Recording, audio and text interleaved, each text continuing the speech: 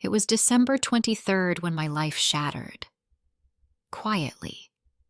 I remember the smell first. Cinnamon, vanilla, and that fake pine scent from the cheap wreath Jacob insisted on buying because he said real trees were a waste of money. I'd just finished wrapping his last gift, a watch he'd wanted for months. I'd been saving for it secretly, skipping takeaways and stupid little things, because that's what you do when you love someone. You sacrifice in boring, invisible ways. I was sitting cross-legged on the living room floor in my red Christmas socks, tape stuck to my fingers, a cheesy Christmas movie mumbling in the background. That's when his phone buzzed on the coffee table. I wasn't one of those girlfriends. I didn't check his phone. Didn't need to. We'd been together 5 years. We were engaged. Our wedding was in May. I knew his passwords, but I never used them. That was our big thing. Trust. The screen lit up. At first, I wasn't going to look. Then I saw the name. Emily, his friend from work. The one who called at 11 p.m. for a file. The one who laughed too hard at his jokes at the office party. The one he swore up and down was like a little sister. The preview showed one line. I can still smell you on me. Same room tomorrow? I didn't feel anger. Not at first. It was like my body shut down, like the room tilted just a few degrees and my brain started buffering. I picked up the phone with numb fingers and unlocked it. And then there it was. A thread. Texts. Photos. Dates. Hotel confirmations. Videos I didn't even have the stomach to open. Messages like, "You're so much more fun than her. She has no idea. 2 days until Christmas, and I'm spending it thinking about last night." I don't know how long I sat there. The candle burned lower. The movie ended. The wrapping paper curled at the edges. I read every word, every "I love you," every lie. I scrolled back weeks, months. He'd been cheating on me with Emily since September. You know that cliche? My hands were shaking. Yeah, they actually were. I had to put the phone down because I thought I'd throw up on the tree, and as I sat there, staring at the fairy lights reflecting off the ornaments we'd picked together, something inside me reset. The crying didn't come. Not yet. Instead, there was this cold, clean silence. Like when snow falls at night and the whole world goes quiet. That's when I realized something that changed everything. This wasn't a mistake. It was a pattern. And he was comfortable. Too comfortable. He thought he could cheat on me, come home, kiss my forehead, call me his future wife. And I'd never know. He thought I was safe, predictable, soft. He forgot one thing. Soft doesn't mean weak. And Christmas? Christmas is about timing, presentation, and unforgettable surprises. So I decided if this was the Christmas he chose his true self, I'd make sure everyone saw it, nicely wrapped, with a bow. He came home around midnight, smelled like aftershave, cologne, and something too sweet that wasn't mine. He leaned down, kissed me, smiled. Hey, babe. Sorry, work ran late. I looked up at him. I almost broke then. Almost screamed, almost threw the phone in his face. Instead, I heard myself say calmly, Everything okay? You seem tired. He exhaled. Yeah, just a long day. You know how it is, I smiled. Tomorrow will be better. Christmas Eve at your mom's. You excited? His whole expression softened. He wrapped his arms around me and pulled me in. I'm excited to spend my life with you, he said. And something about that line flipped a switch. Right there, pressed against the chest of a man who was lying straight into my hair, I made my decision. I wasn't just going to leave. I was going to teach him that actions have consequences, and I'd let him unwrap them. In front of an audience, I barely slept. At 3 a.m., I was wide awake, staring at the ceiling, replaying everything. The times he was working late, the weekends with the guys, the way Emily looked at him at the bar that night. All the puzzle pieces that didn't click then, now snapping together in a perfect, ugly picture. At 4 a.m., I moved to the couch and made a list. Literally, a list. Options: confront him privately, rage, break things, throw the ring, cheat back, quietly leave. All of those felt small. Maybe that sounds vengeful. It is Revenge Chronicles after all, but when someone rewrites your entire reality without your consent, the normal rules evaporate. By 5 a.m., plan didn't feel crazy. It felt necessary. I brewed coffee, opened my laptop, and started collecting evidence.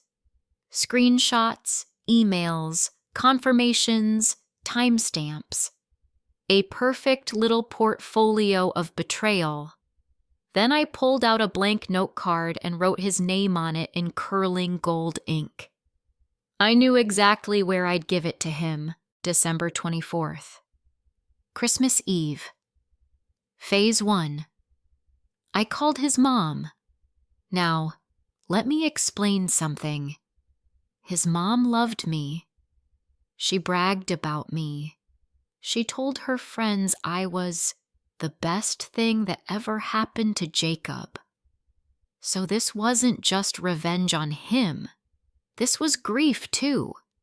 I knew what I was about to drop into her perfect little holiday, and it wasn't something I did lightly. Hi, Mom, I said, trying to sound sleepy cute. Hi, sweetheart. Big day tomorrow, she chirped. I actually had an idea, I said. I want to do a little surprise for Jacob. Like a special gift moment. Could we maybe do his present last? I want everyone there when he opens it. Oh my God, she said. That's adorable. Of course. Yeah, adorable. Phase 2.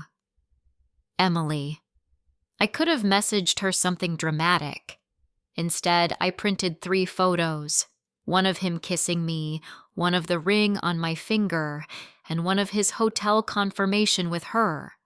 I slid them into a Christmas card that said on the front, Naughty List. Inside, I wrote, Since he forgot to mention I exist, I thought I'd introduce myself. You're welcome to keep him after Christmas. Love, the fiancé. I didn't sign my name. I drove to her apartment building around noon and slid the card under her door. No confrontation, no screaming, just delivery. Phase 3 was simple. Wait. Act normal. Let him dig his own grave with a smile. He picked me up at 5 p.m. to go to his mom's. He was humming along to Christmas songs in the car, tapping the steering wheel, one hand resting on my knee.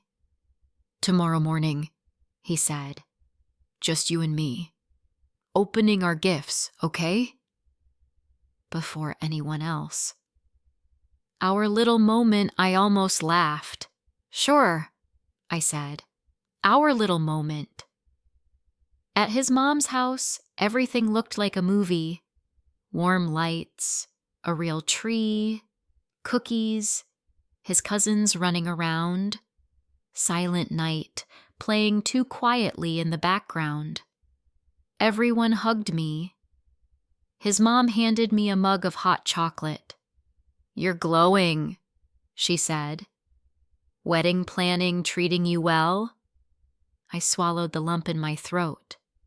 Something like that, I said. For 3 hours, I played the part. The loving fiancé, the future daughter-in-law, the normal girl who didn't have a folder in her bag labeled Jacob, evidence. He never saw me watching him, how his phone never left his side, how he flinched once when he thought I'd touched it, how he checked it in the hallway, face tightening for a second. Emily must have gotten her card. Good. Let the tension build. He wants a double life? Tonight, both sides collide. Gift time. We gathered in the living room. His mom dimmed the lights. The tree glowed. Okay, she said. Jacob's gift from his lovely fiancé is last. She has something special planned. His relatives oohed and smiled at me. He looked touched. That almost hurt. Almost. Everyone opened their presents. Laughter, paper ripping, thank yous. Then, okay, his mom said. Now, the grand finale. I stood up. My hands were steady. Jacob, I said, this year I wanted to give you something meaningful. Something honest. He grinned. You always do. I handed him a big, neatly wrapped box. Red paper, gold ribbon. Inside that, I'd layered it. Like his lies. He opened the lid. The first thing he pulled out was a framed photo of us from last Christmas. He was kissing my cheek. I was laughing. We looked stupidly happy. He smiled at it automatically. Wow, babe, this is... Keep going, I said. He reached back in, pulled out an envelope, opened it. His eyes skimmed. His face changed. It was a printed log of messages. Not everything, just enough. Dates, times, screenshots. Him and Emily. Silence. The room shifted. His mom frowned. Jacob? What is it? He swallowed. It's work stuff. It's not next one, I said.